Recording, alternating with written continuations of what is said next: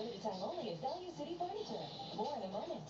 What connects us? It's about people. It's WJZ's community commitment. And the Black History Oratory Contest for high school students. Using one of these quotes, students write an original essay. 20 finalists present their orations on February 14th. First rule of business, hard work equals success. That's why Geico is consistently rated excellent or better in terms of financial strength. Second rule, don't steal a co-worker's egg salad, especially if it's mold the gecko. Come on, people.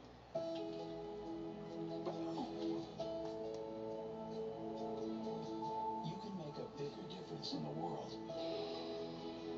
You can make a positive change in your career. You can make a greater contribution to the greater good. And you can start today by earning your degree online at Walden University, where advanced degrees advance the quality of life. Hello, I'm Bruce Flock. If you've been injured or denied Social Security benefits, protect yourself. Know your rights. Call Jenkins Law first. Moms know kids need calcium, but they also need vitamin D to help absorb calcium.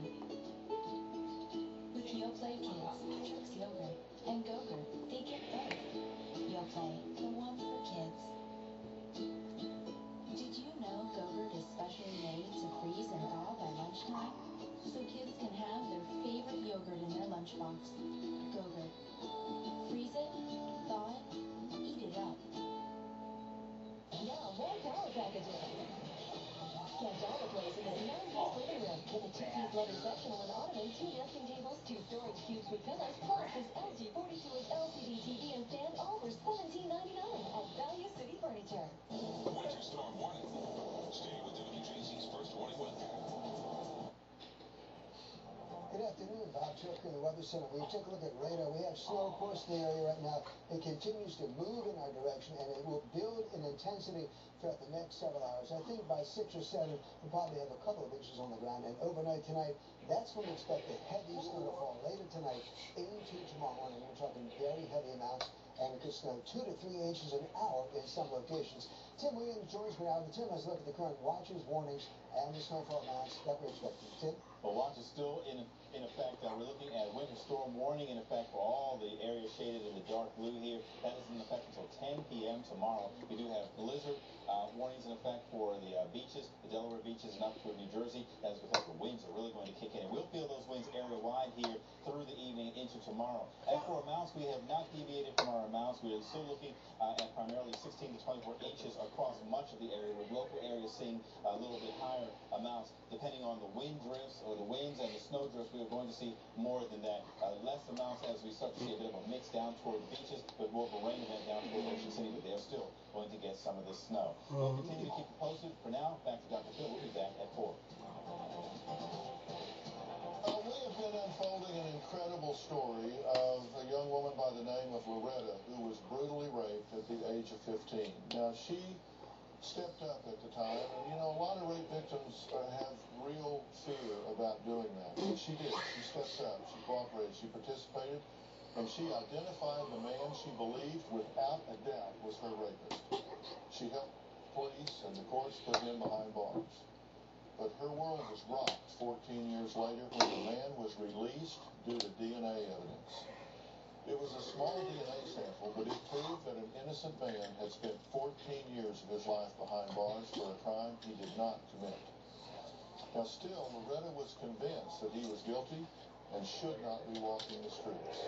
She said it was the worst day of her life knowing that he was back out and could get to it. Here are some of the highlights from yesterday's show. I was 15 years old on my way to school, and that's when my life changed. I heard footsteps behind me. He punched me and took me by my hair behind an apartment building. I was told if I screamed, he would kill me. I don't really know exactly what he did down there. All I know is that it hurt me. And I just wanted to go home. I was told to pick up some dirt and to rub it on my vaginal area and to rub it on my chest. He told me to stay there. If I got up, he'd kill me. I waited a few seconds after I heard him leave, and then took off screaming for help. The police had it too. There was a man that resembled my sketch. I was at work. I heard my name over the intercom. I came to the front and I seen this lady pointing. I screamed and I grabbed my detective. And then the next thing I knew, they was putting the handcuffs on. That was the man that raped me. They told me what I was being charged with, criminal sexual assault. When I found out what the charge was, I was devastated. I think they made a terrible mistake. And I thought it would be resolved real soon. Once the judge said guilty, I just started crying. The counselor told me to pack your things, you're going home. I was like, man, quit playing.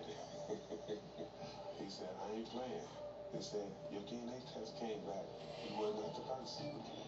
I'm 100% sure that he is the man that raped me.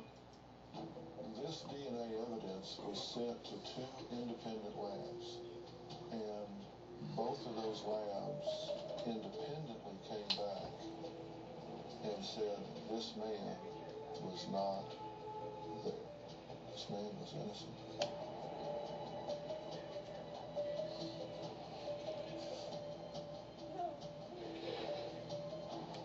She says, I have seen his face. Not this face.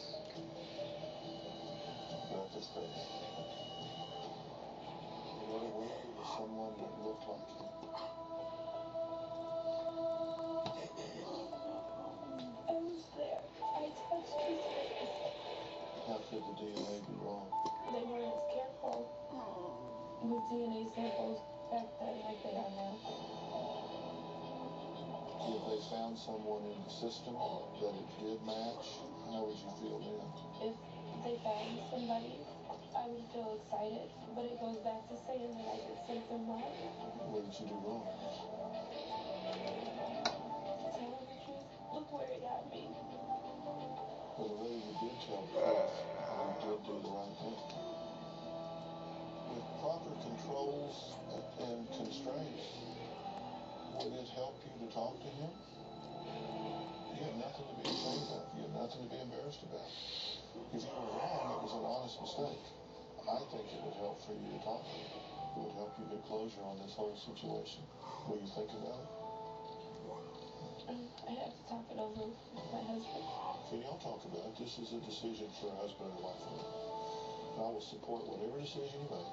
It's time for you to get some closure on this and just have some joy with your husband and your family. Isn't it time?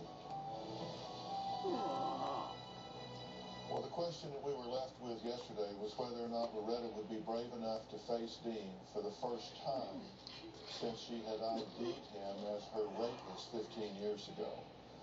Now, this is a very touch-and-go situation. I mean, it's just minute to minute, and we're going to find out a little bit later in the show whether she's willing to do that or not.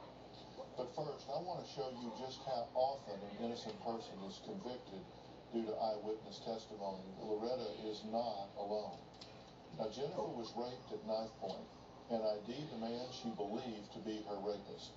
Here's an excerpt from an interview that she recently did for 60 Minutes. I remember kind of waking up and turning my head to the side and saying, who's there? Who is it?